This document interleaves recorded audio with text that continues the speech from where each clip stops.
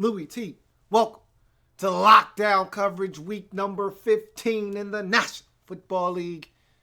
Philadelphia Eagles at the Baltimore Ravens. Big game for the Ravens. Eagles pretty much done this season. It's been a really good season. More good than bad, I should say, for the Philadelphia Eagles. Sitting here at 5-8 going into this game. Doug Peterson basically waved the white flag a couple of weeks ago to the dismay of many of his players, and the media wasn't too happy about that. But bottom line is, there were no expectations for the Eagles coming into this season. For them to have started 3-0 and everyone really starting to buy in, it was a little bit of the Eagles exceeding expectations early on. Now that the Eagles have pretty much set into what they are as a football team, and we see that they're lacking in certain areas, I think they feel really good about their investment in Carson Wentz. They feel really good about this defense. Now it's all about building around the future in Carson Wentz. As for the Ravens, it's pretty simple. I mean, this is the part of the season that it gets very easy. It's pretty much clear cut and dry for all the teams that are going after a playoff berth. You know what you have to do this time of the year. You got to win. There's no, oh, well, if we lose this week, we can still. No. It's simple. Win. It's really simple for everyone. Win. Okay, and for the Baltimore Ravens, you win this week against the Eagles. You set up a massive matchup versus the Pittsburgh Steelers next week in Pittsburgh for the division. You win that game. For all intents and purposes, you're going to win this division in the AFC North. Now, of course, you still got to win in week 17, but with the season on the line next week, if you were to win in Pittsburgh, you got to find a way to get it done versus Cincinnati. And I get it. It's a road game. It's Cincinnati. It's not going to be easy, yada, yada, yada, yada. But if you want to go to the playoffs, you find a way to win that game. If you want to win the division, you find a way to win that game. But guess what? That game doesn't happen, and next week's game is in a massive showdown if you don't win this week versus the Philadelphia Eagles. Because if the Steelers take care of business in Cincinnati, which they did, and they win and you lose again for the second consecutive week, they'd be up 2 games, and no matter if you swept them next week in Pittsburgh, they'd still be up a game in the division. So you had to take care of business first if you are the Baltimore Ravens. So it's really simple. Win in this game. And that they did. It was not pretty, and they made a big boo-boo, a no-no, late in this ball game, giving the Eagles life when they were dead. But they were able to find a way to get it done. We'll explain and break it down here in a second. But first, if you haven't already subscribed to the Louie Tee Network, what are you waiting on? Subscribe to the Louie Tee Network for more great content in 2016 and beyond. We're changing the game. Want you to help us do that by simply hitting that subscription button on YouTube to subscribe to the Louie Tee Network. Also, I'm on Twitter at @InTheLabRoom is the Twitter handle. Go ahead and follow me on Twitter. I'm also on Facebook. In the Lab Room is the Facebook page. So go ahead and like the Facebook page. All my social media platforms up in that center console, strolling across the screen, so you can't miss them. So make sure that you like the Facebook page, follow me on Twitter, and most importantly, you subscribe to the Louie Tee Network on YouTube. That being said, let's jump into this breakdown. Let's start with the Ravens. This was a game where I thought the Ravens did a really good job of forcing the issue. This is an Eagles team that has struggled. Carson Wentz has, I don't want to say regressed, but because he started so well this season, and I thought the Eagles coaching staff did such a wonderful job of putting together game plans early in the season. And again, you know how it is when a quarterback comes along and he's brand spanking new and it's a new coaching staff and you don't know what to expect. You get these different looks. You don't have any footage or film. And so teams usually struggle against that football team, that quarterback, the first couple of go-rounds. And when you play teams like the Bears and the Browns early in the season, you can get some confidence, get you some wins. He's come back down to earth a bit. And like I said, with the lack of talent around him, all of a sudden now, it's been a little bit more of his show and a lot more has been put on his shoulders. And sometimes you forget you're talking about rookies here, and he's thrown it a ton.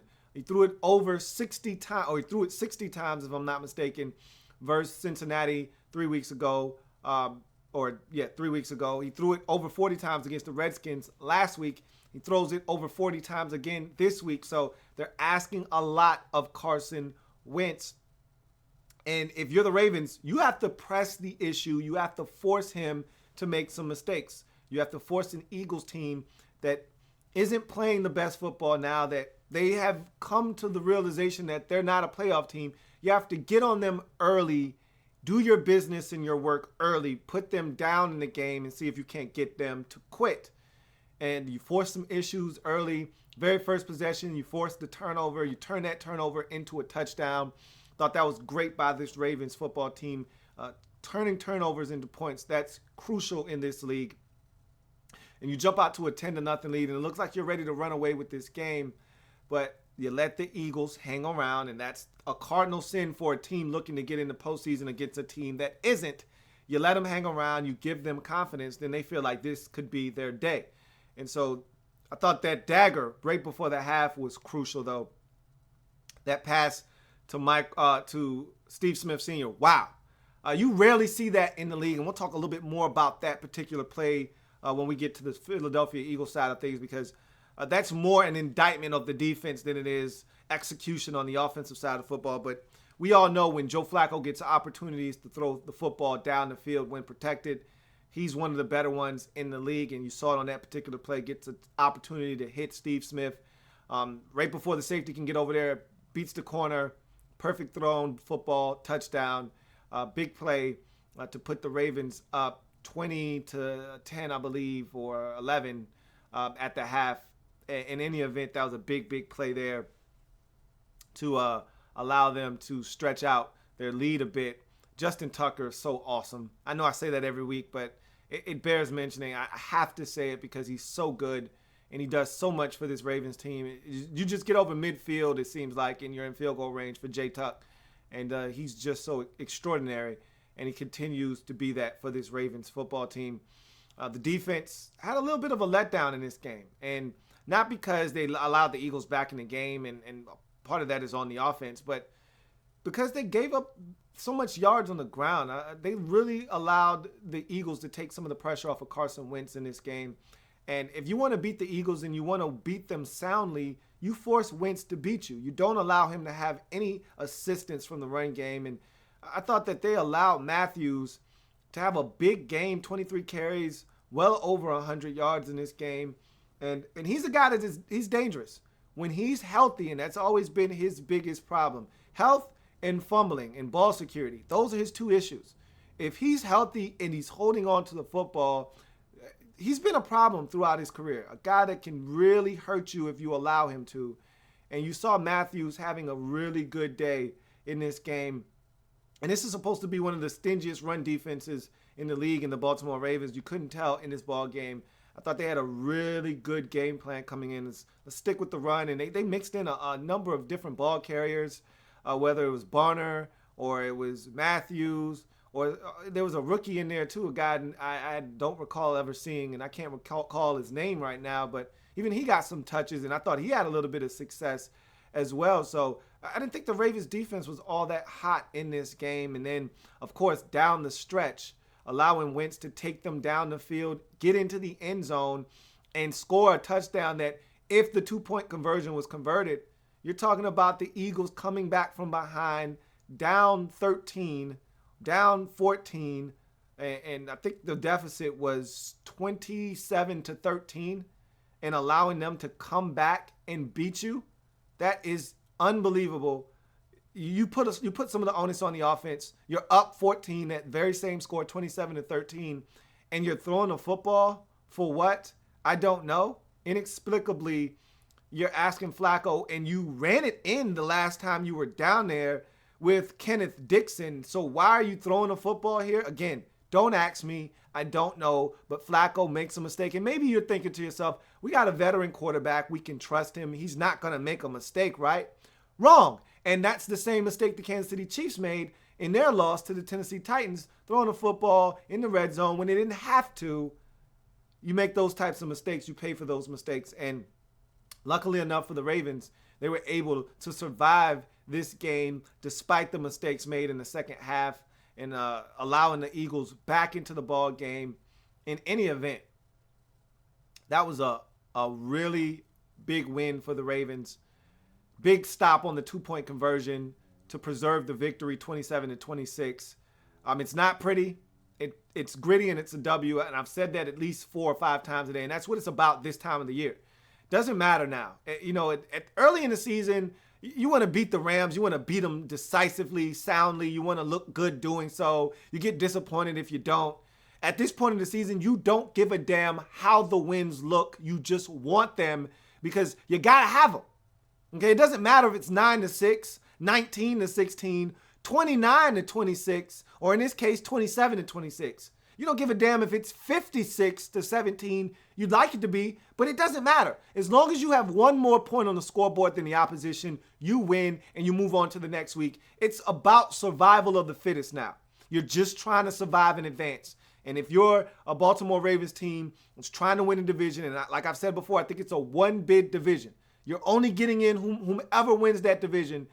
You got to try to find a way to win the division. And the only way you're going to do that is by winning football games. And you did that. Again, not pretty. And this is the wrong time of the year for the defense to start letting you down, because I thought you gave up some things to the Eagles. It was way too easy to scratch and claw and come back late in this ball game for the Eagles. It was just too easy. Too many yards on the ground. Carson Wentz is throwing a wide open receivers. It was too easy for them to erase that 14-point deficit late in this ball game. And I know they had assistance with the pick by Jordan Hicks that was almost returned for a touchdown. I know they had assistance. I don't care. Find a way to keep them out of the end zone. You're so good on defense, right? This is a vaunted Ravens defense, right? Well, don't let them erase a 13-point deficit. I get it. I understand. I know it's tough. And the play calling was a little shoddy on the offensive side of things. They were conservative. They ran, and they tried to eat up clock and all of these things. And they didn't make a concerted effort to try to get the first down. I understand all of those things.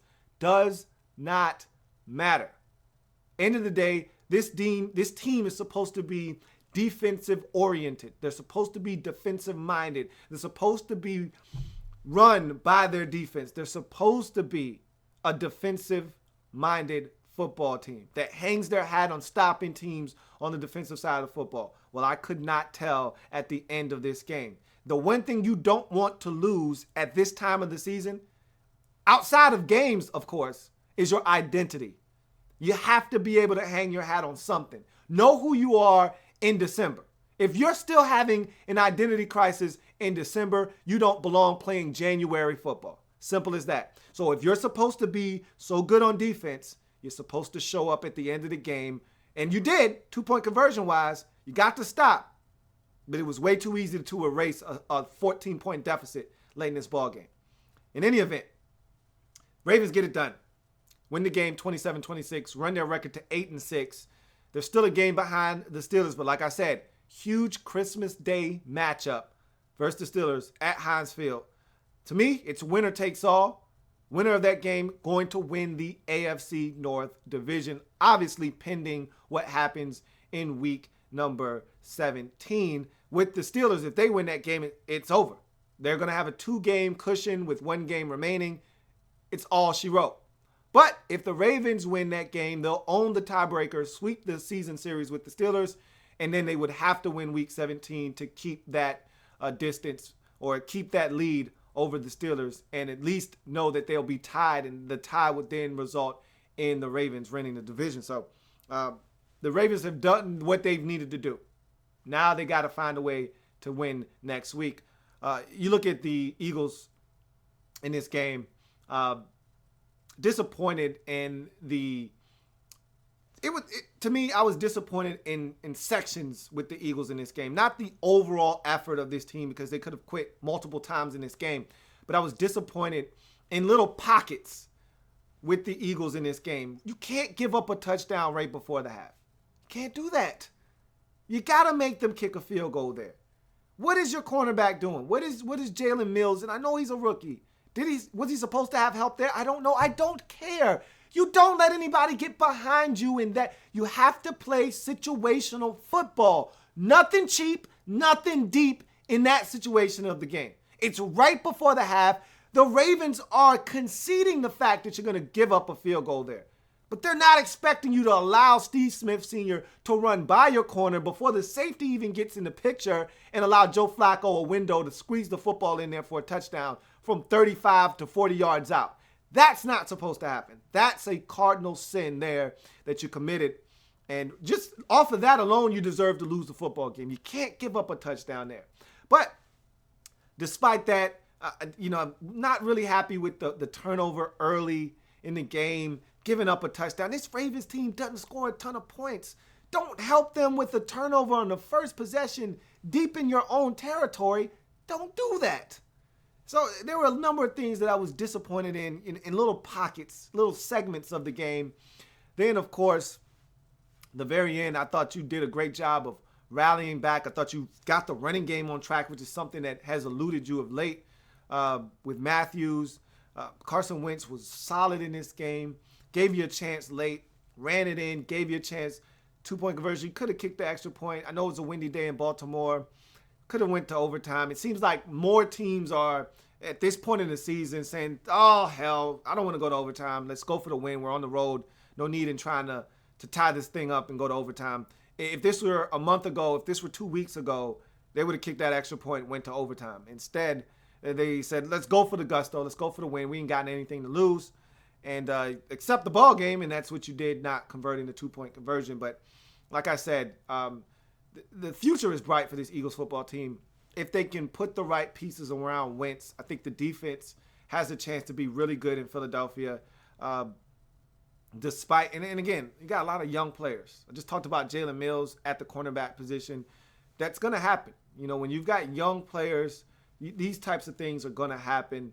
And it's frustrating to see breakdowns defensively or turnovers or not being able to execute offensively the way you would like to. You're having a ton of injuries on that side of the football, and all these new names and guys out there running around. But what that does is it's going to do one of two things. It's either going to show you that these guys don't belong in your roster and you're going to have to retool it in the offseason, or you're going to find out that we have some good depth moving forward, and then we just need to fill in some key roster spots around Carson Wentz on this football team in order for us to take that next step next season. So that's what you're looking for in these final 2 games. In addition to this game, is you're looking to see which guys can play football. Which one of these guys can we rely on to make this roster stronger rather than detract from it? And do we need to move forward with these guys on the team or remove them from our roster and replace them with guys that can help us win in the future? So disappointing loss, but like I said, I don't expect the Eagles to win many more games this season. I just don't. We'll see what that Week 17 game against the Cowboys means for Dallas. It may mean nothing, and maybe the Eagles get that one. But I don't expect them to beat the Giants on Thursday night. I don't expect them to beat the Cowboys if the Cowboys have something to play for in Week 17. And look, before the season started, who thought the Eagles were going to be any good? Okay, I thought they were going to be a 4-12, 5-11 team. Well, they got a chance to be 5-11. I told you 6-10 was the max for them, and that's where they're sitting at right now at 5-9. They probably got one more win in them, if that. And so I think they're right around where they were supposed to be this season. And the future is bright because Carson Wentz is good. And I think they feel good about what they've done with this football team. And remember, they had so much retooling to do because of what Chip Kelly did to this roster. I don't think they have anything to be ashamed about. And they almost came out with a win. Down 14, they rallied, had a shot with a 2-point conversion, didn't convert, but they could have quit, they didn't. So that lets you know that this team is still fighting even to the bitter end. Let's get to some of your comments here. See what's going on. Brian Emerson says, hey, man, what's going on, BE? 11-4 with my predictions going into Monday night's game. Hopefully you got the Redskins, and hopefully they make you 12-4.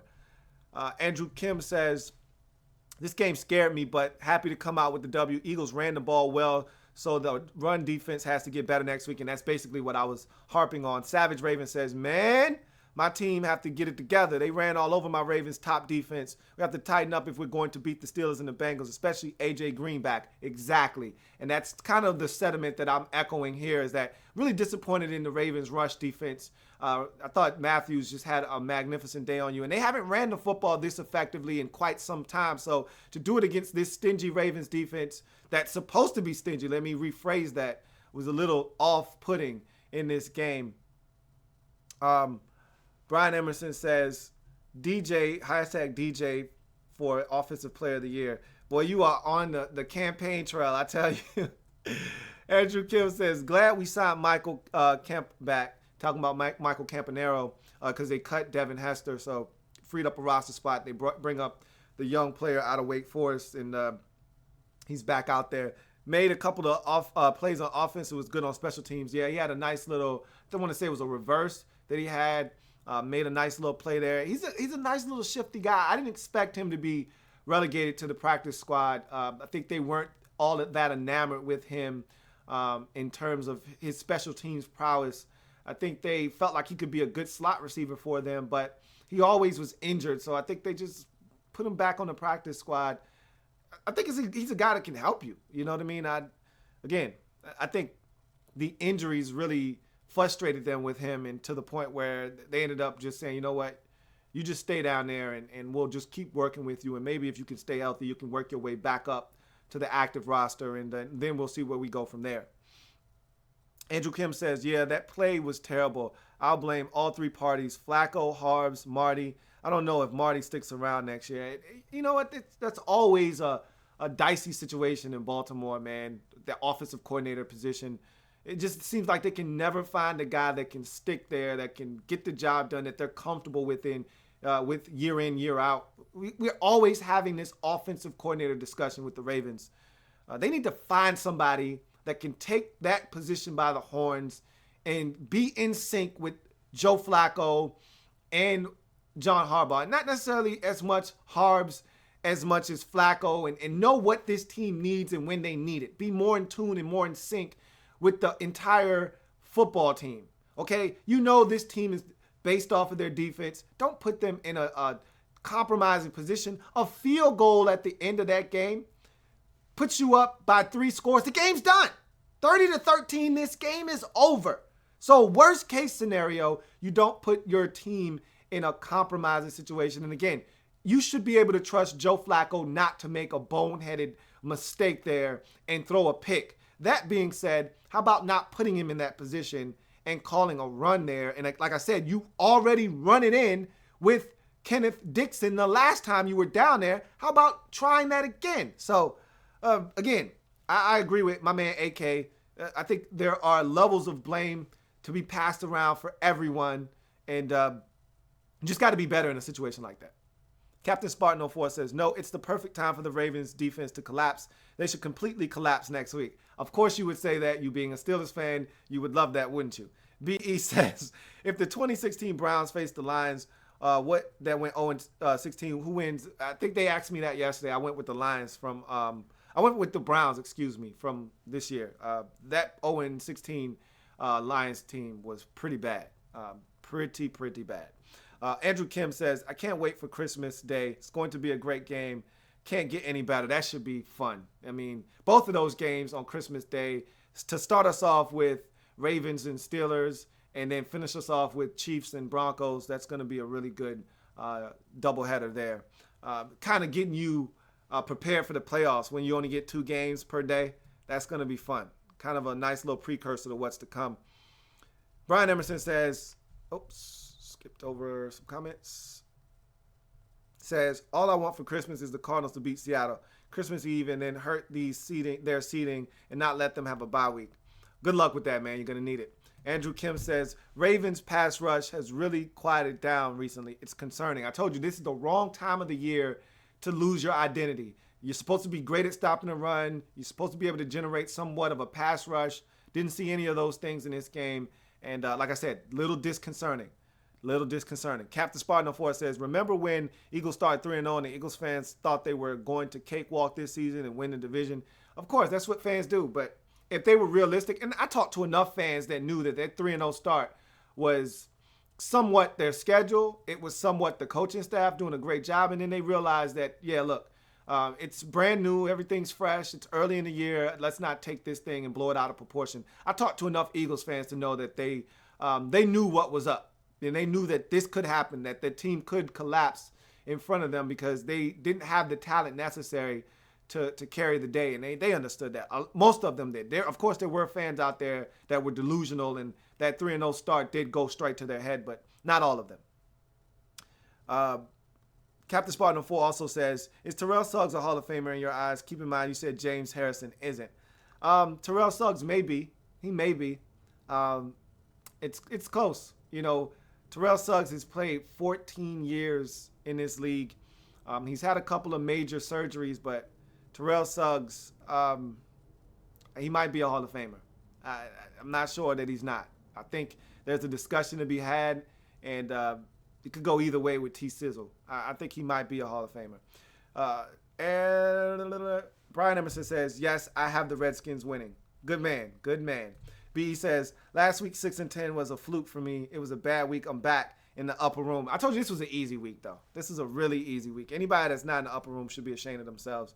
Enrique Valencia says, you see Carson Bortles doing his best Blake Bortles impression on that fumble, LOL.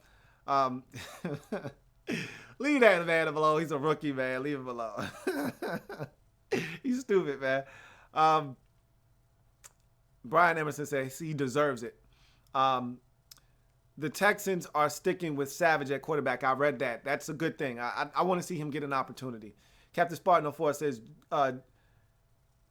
Jim Harbaugh, a good offensive coordinator for the Ravens. Well, he's a head coach. He's not going to come back and be a offensive coordinator. Nobody wants to be underneath their brother unless they have to. And Jim Harbaugh is a head coaching commodity now. So wherever he goes, he commands head coaching ability, and he probably is in a position of power to say, hey, I want control over X, Y, and Z as well. So no way.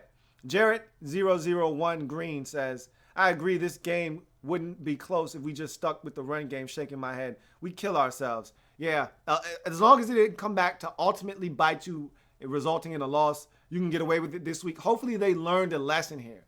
You know, you never want to learn a lesson while taking an L.